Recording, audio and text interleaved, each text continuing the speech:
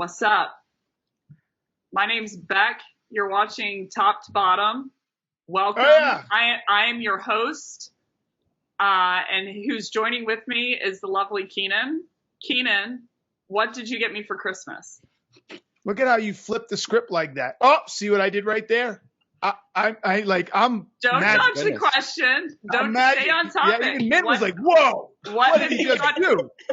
What have you gotten me so far, and what are you planning to get me? It's the 7th, so you only have Wait, so that assumes that you days. think Keenan's going to give you multiple gifts. That assumes I'm going to get her a gift at all. Let me just walk you through this. I'm not getting her a damn thing, right? I've shipped stuff to her house before. I can tell you right now, I've never had anything shipped to my house with Beck's name on it. So that's not how it works, Keenan. That's not how it works. In my little world, it is. It's one way.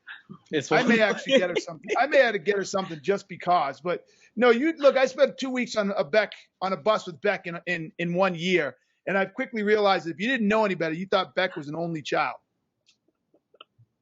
Why do you say just that? Saying. Why do you say that? I'm not. This is public. I can't go into that. I like it. I'm excited. I'm excited for what you're potentially going to get me. Potentially. Oh. I'll just wait by the door.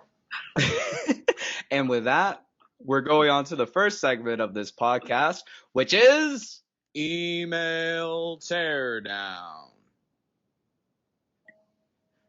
This is the segment where we tear down emails and messages that were sent to Beck and Keenan. So on to the first one.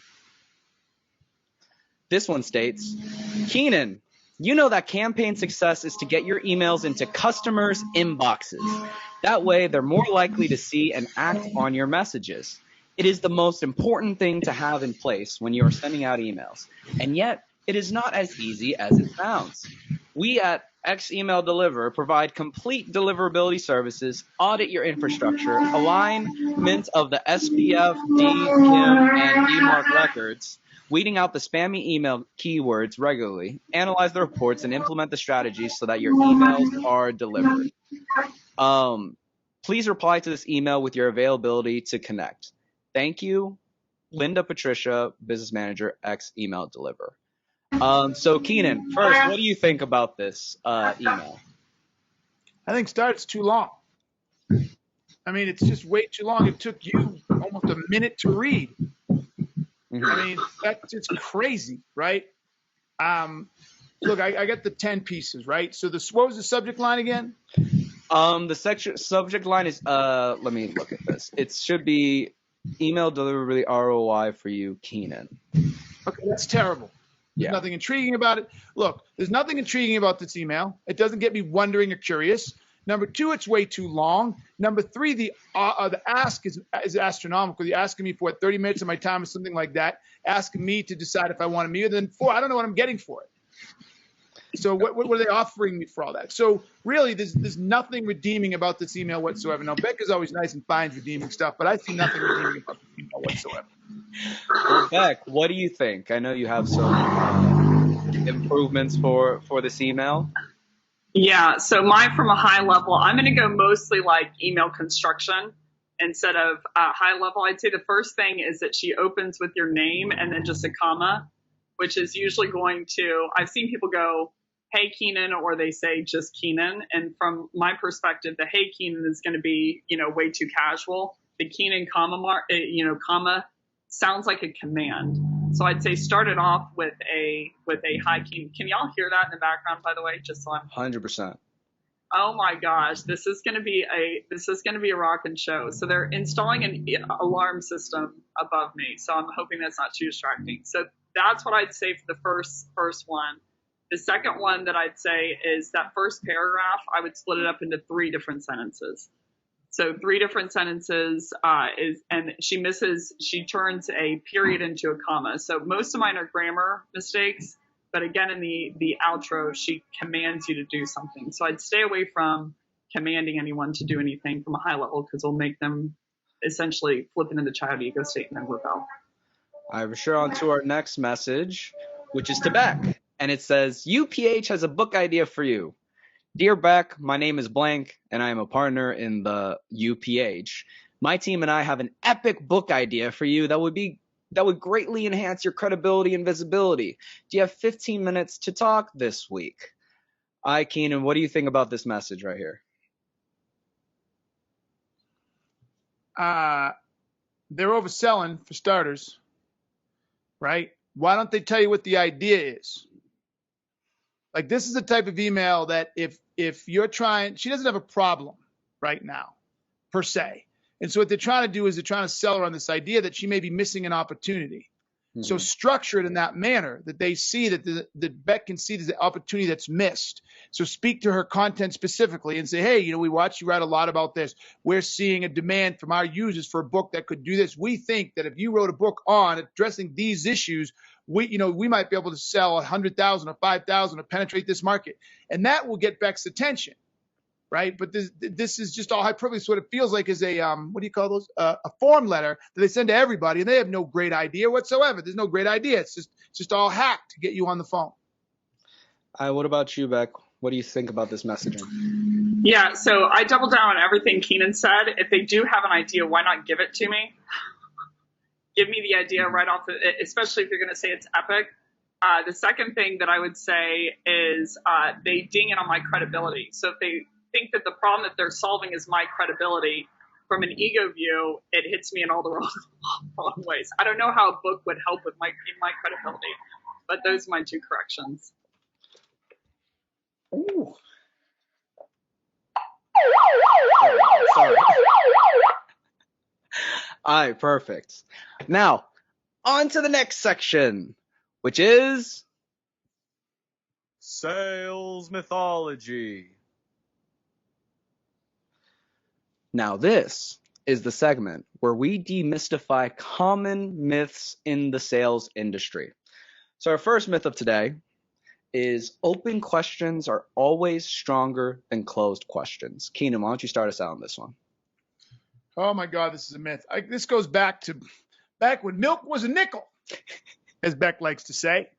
When I was young I guess it'd be, I didn't start work till I was older, but I'll say in the mid-'90s when I first started selling, right? Min wasn't even born yet. And they would always say, never ask closed-ended questions. You'll trap yourself. And yes, no, you need the buyer to expand, blah, blah, blah, blah.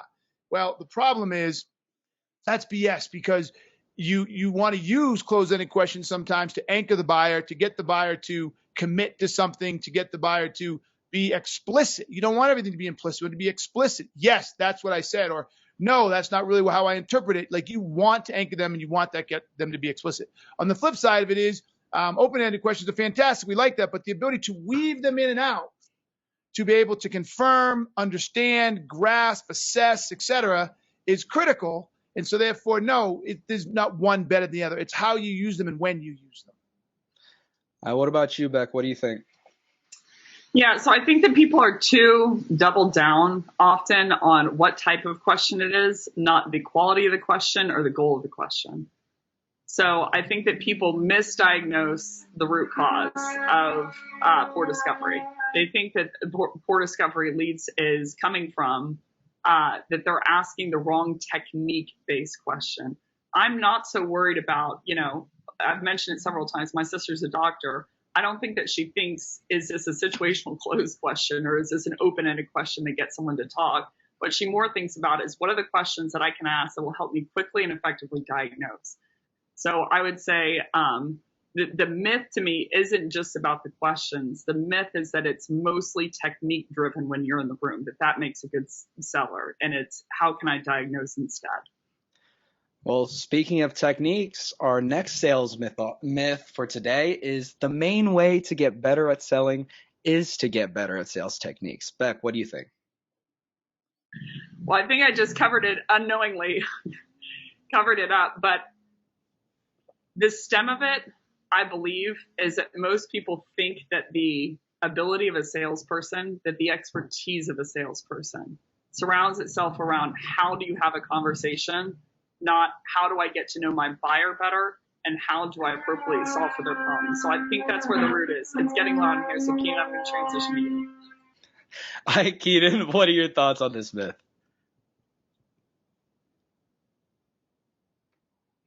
Ask the question again. What are your thoughts on this myth, Keenan? The main way to get better at selling is to get better at sales techniques. So I think it comes down to how you define a sales technique.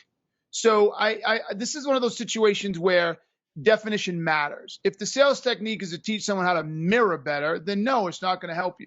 I'm going to say this is, even though it's a myth and I'm not supposed to agree with the myth, I really think it comes down to how you define it. And in this case, if the technique is how to better ask a question or how to better listen, then I'm all about it. Like, people struggle with listening. I did a call review just an hour ago, and the biggest problem with the person is they weren't actively listening.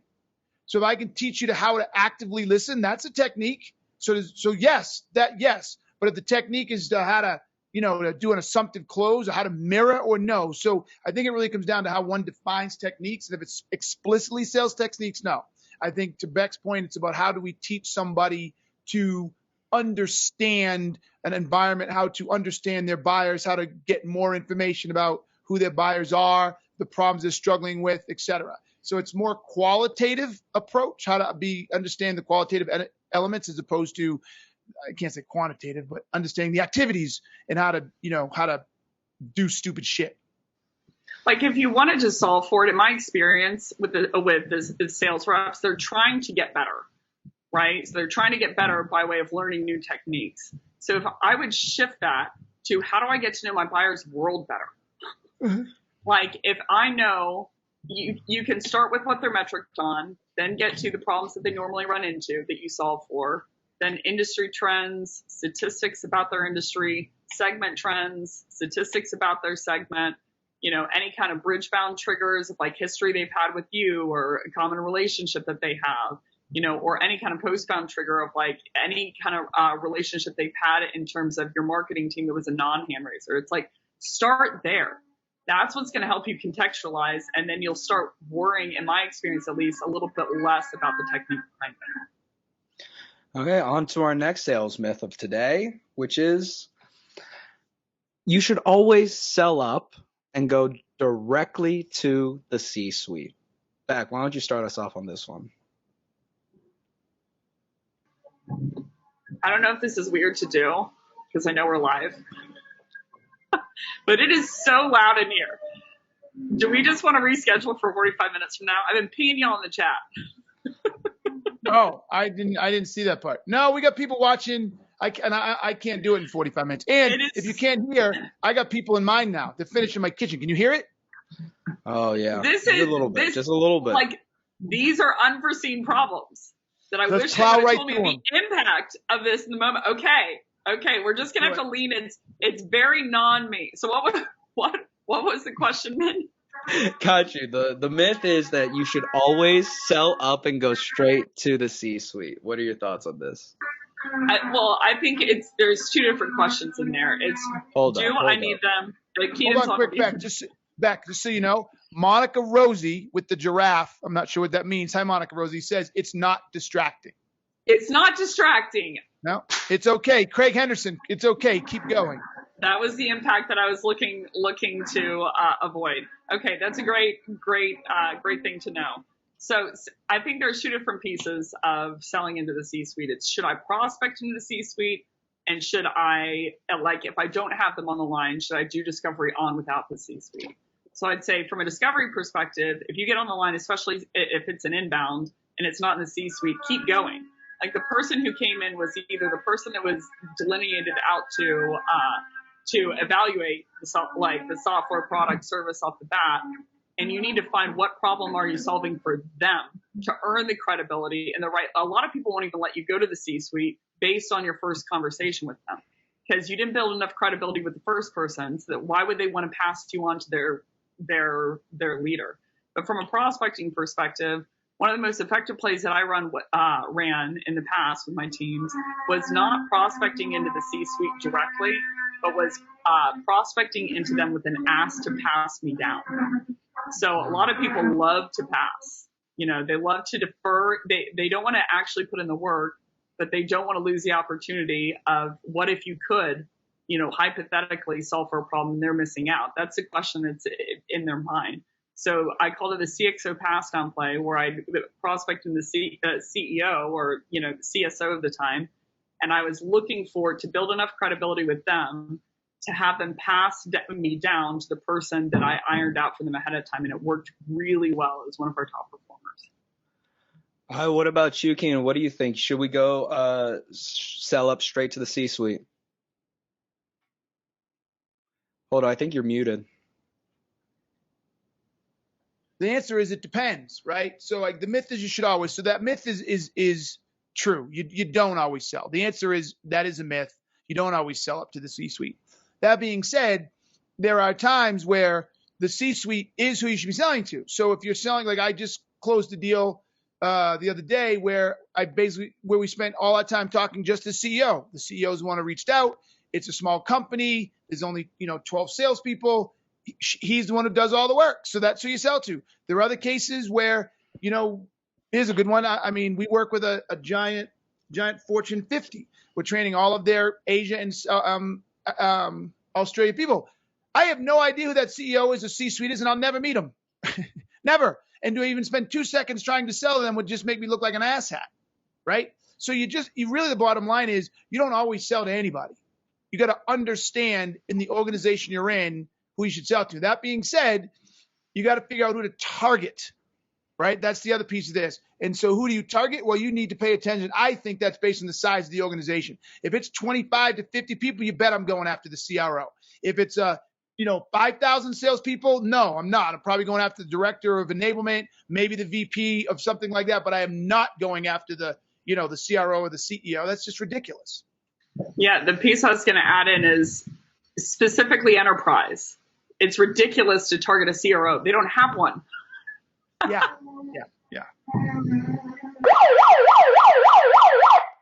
Ooh, that was loud. That's Beck's favorite. I mean, Beck, that's Min's favorite job. Oh, 100%. That's why I wake up in the morning, Well, on to the next segment, which is Take It or Leave It. This is the segment where I introduce common sales tactics, and Keenan and Becc let us know whether they would take it or leave it. So our first one for today is asking your prospects, what challenges are you facing right now? Oh, God. Or what keeps you up at night? Leave it. Any explanation or just straight up? Leave it. Leave it. That broadcasts to your buyer that you have no idea about them, about you, about what you're solving for, that you're just blindly searching in the dark. And I hear salespeople say this when they don't basically have a grip on what they solve for. And so they're like, generally speaking, what kind of challenges do you run into? It's like, I don't even know what you're talking about right now, that there's people drilling on the floor upstairs. That's what I'm struggling with right now. It's out of any relationship to you. So I'm a hard leave it on that question. What about you, Keenan?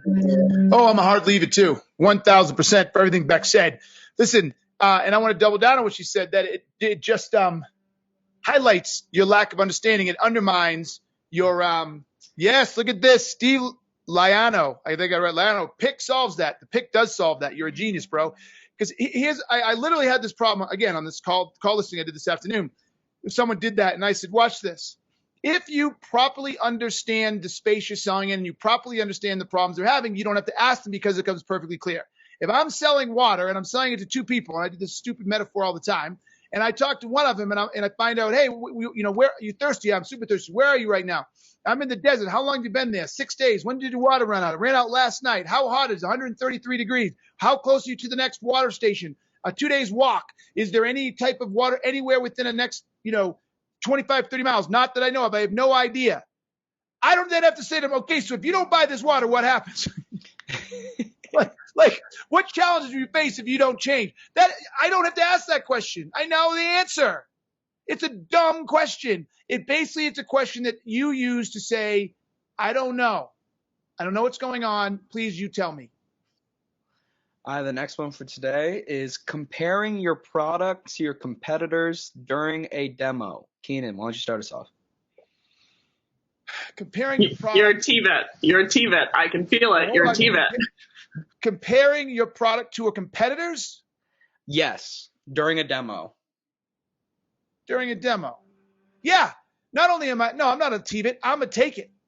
Absolutely 100,000% I'm going to take it. And here's why. If you're a gap seller and you've properly gap sold, you know the problem and the impact, but you also know the root causes. And so when you're going through those root causes, when you realize, you come across a place that says you experience XYZ root cause, so I'm going to show you this feature.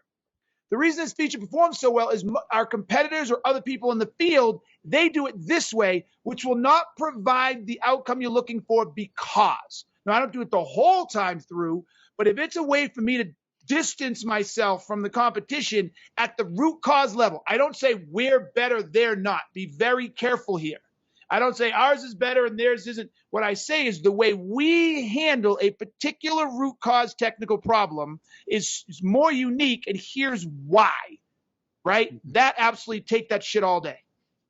What about you, Beck? Take it or leave it. Yeah, so I'm how I've seen most reps do it. I'm a leave it, but I think it's a take it in general. If you do it in the appropriate manner, you might say, what's the appropriate manner? To me, if you don't know what problems you're solving for, you don't even know what pieces of your product you should even be displaying, how they could use it. And if you don't know that, then you certainly don't know which ones will be important for them to compare. So a way that I have done it, though, in the past, if I do feel like I have a good handle on the problem that they're looking to solve, and I know that me and my competitor differentiate in a certain manner, then I'll say, this is the piece of the training.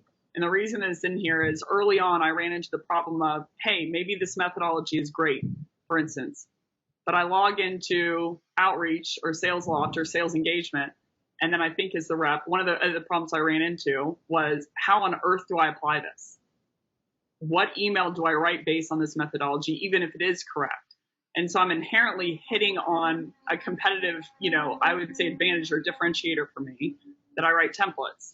But how I'm doing that is talking about a problem that I ran into, whenever I was using different. What? I can't handle any more loud interruptions at this point. I am like, my Christmas gift to Keenan and the world right now is that I'm not having a meltdown physically. Mentally, I am though. Well, with that in mind, we're on to the next segment, which is the inbox.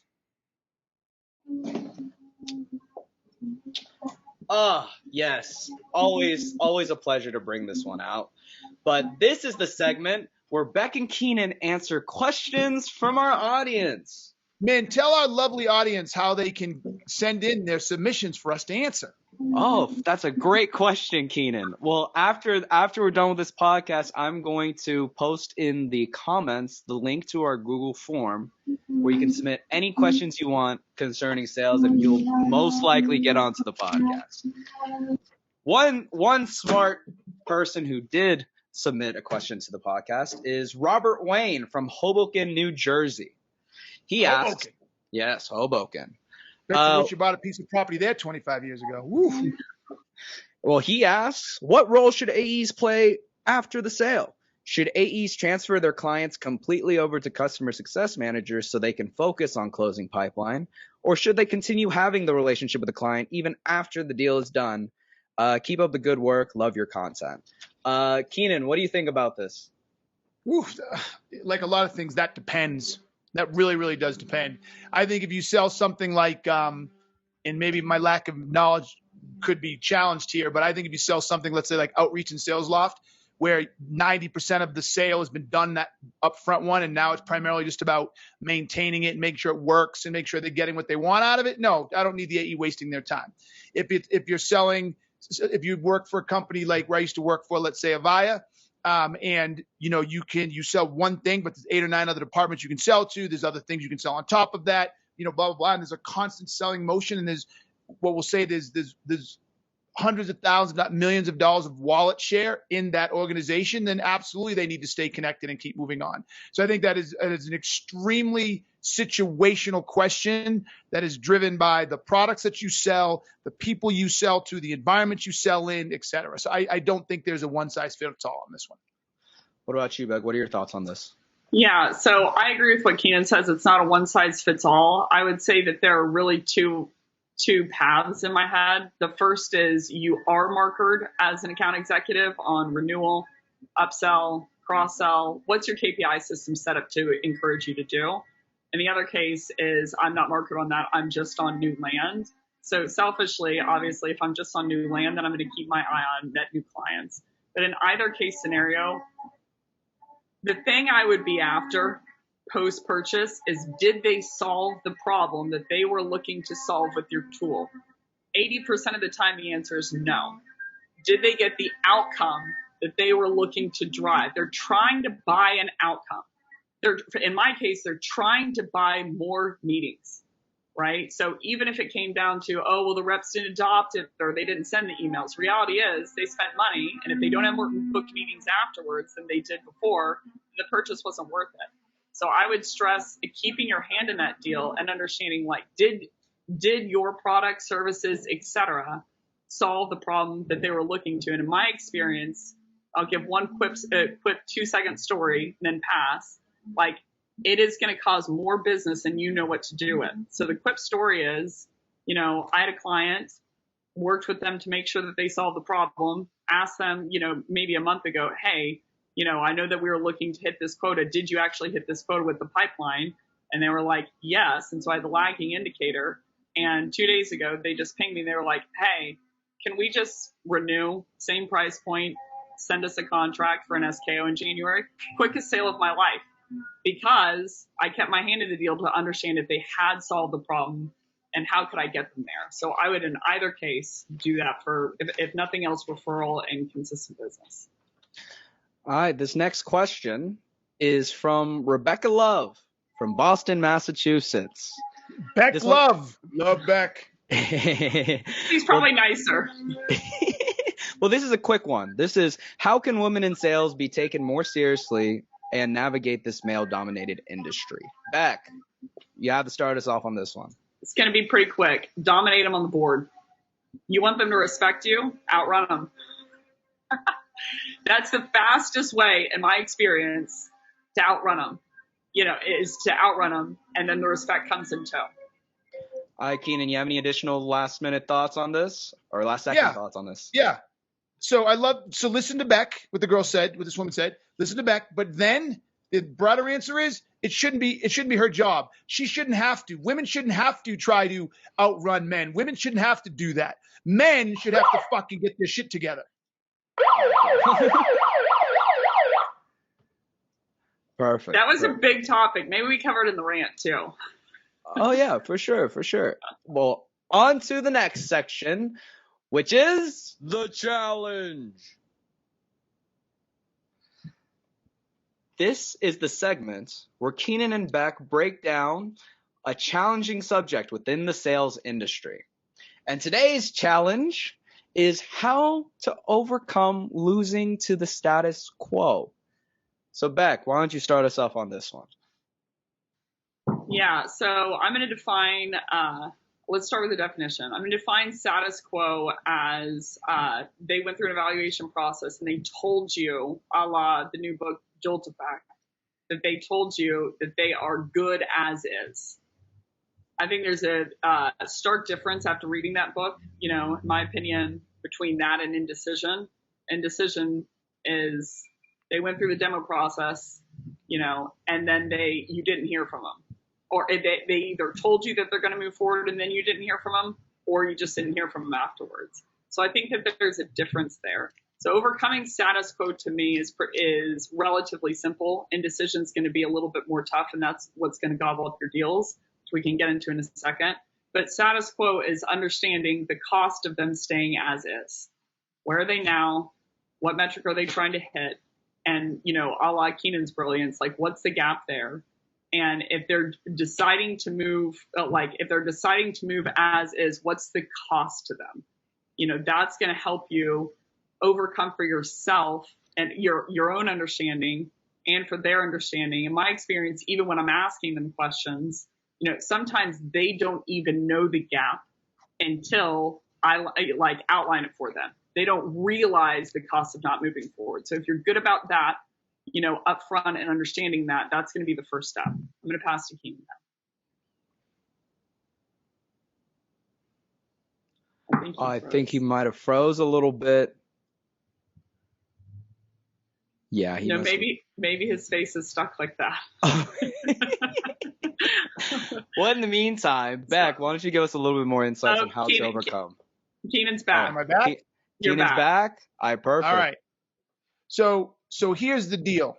This might be a little long, so don't be mad at me, Becc. I'm just letting you know up front. Okay. But I'm gonna combine a tactic with to answer this question.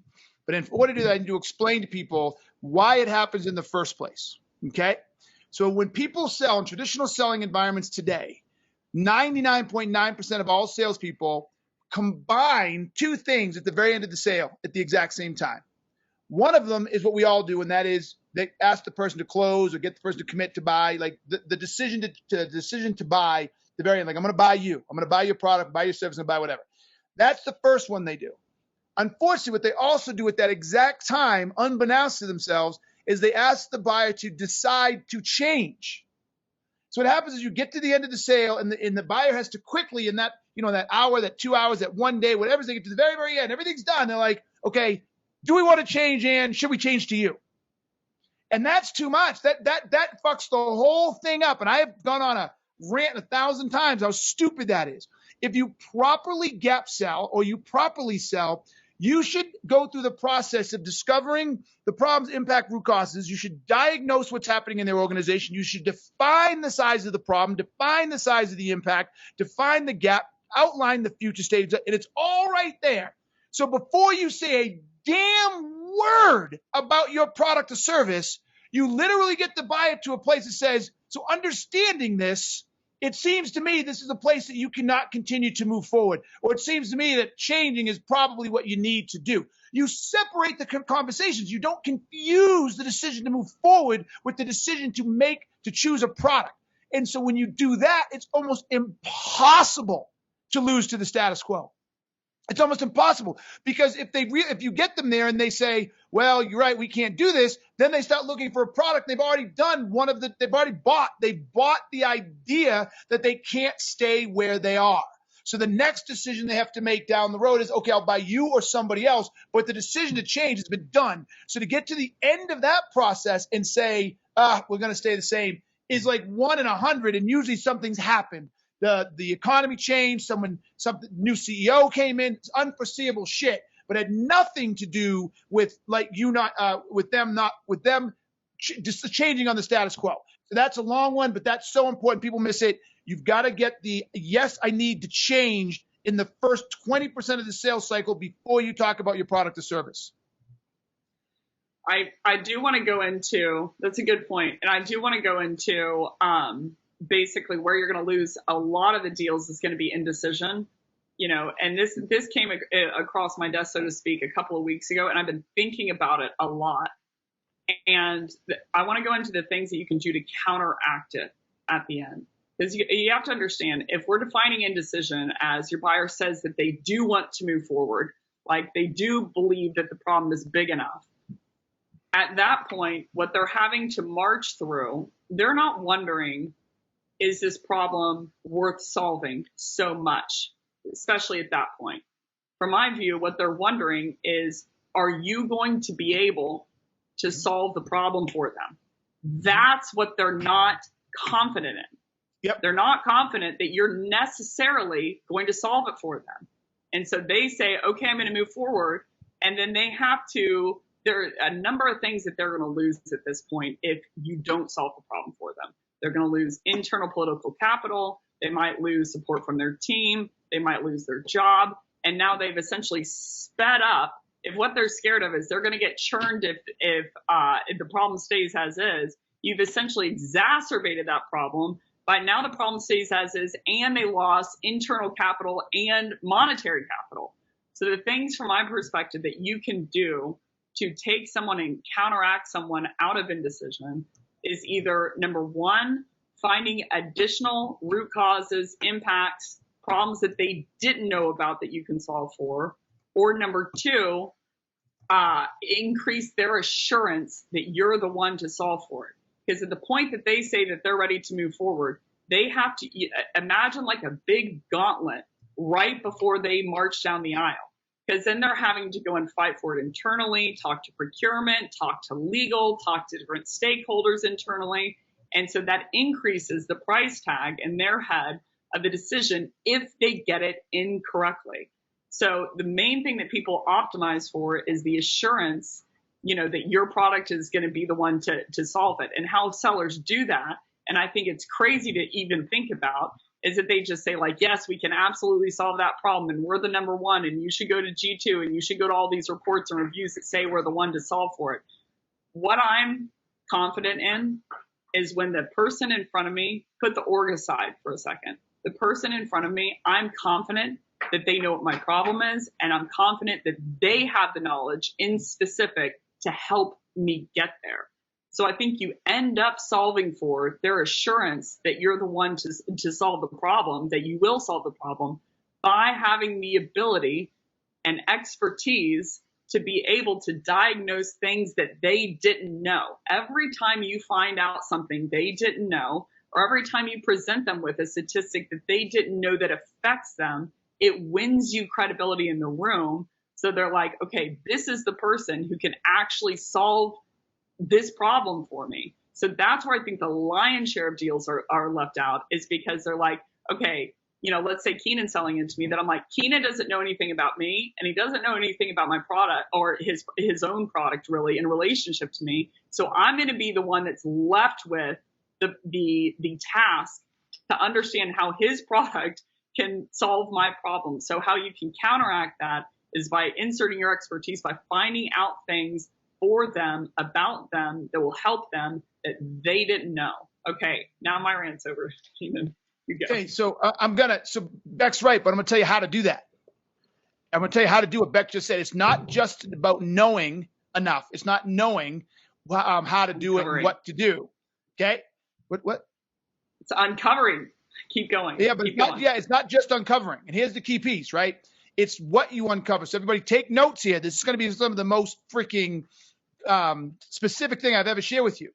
The way you get somebody to believe that you can solve the problem is you uncover the specific root causes behind the problem.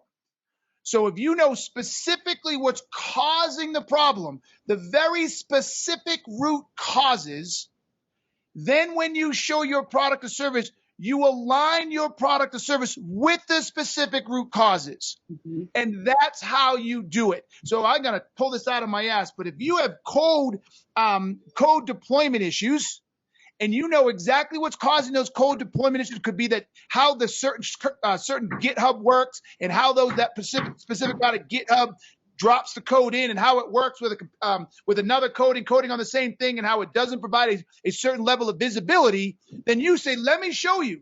Ours shows the visibility, and it does this, and that's how you win it. Man. I'm sorry. What the hell, man? What the hell? I'm sorry. I was too busy writing down my notes on it, Ben was like, he was being mesmerized. I don't believe that's the root cause, but he was being mesmerized. Preach. Hey, remember, I'm the producer of this podcast, but also I'm also just another sales intern trying to learn, Yeah, baby. Okay. Yeah. That's a misdiagnosis, but we can go forward.